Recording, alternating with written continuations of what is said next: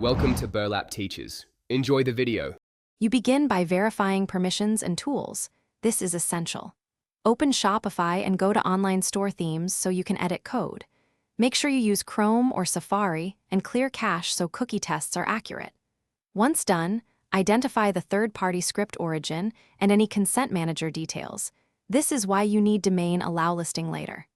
Now open the active theme's edit code area and be ready to inject script snippets into the theme, liquid or specific templates.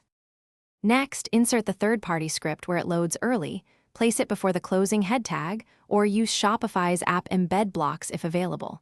You must implement post-consent loading.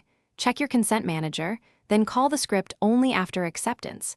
This prevents premature cookies. Also set cookies with same site equals none and secure so browsers send them across sites.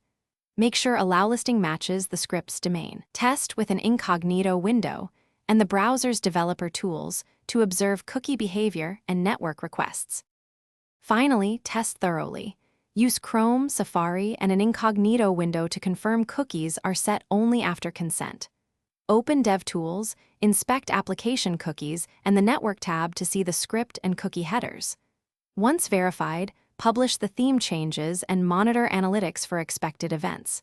If cookies are blocked, troubleshoot by rechecking consent triggers, allow list entries, and any content security policy or tag manager rules that could stop cross-site cookies. Fix those, then retest immediately to confirm resolution. Thanks for watching. Consider subscribing if this video helped you.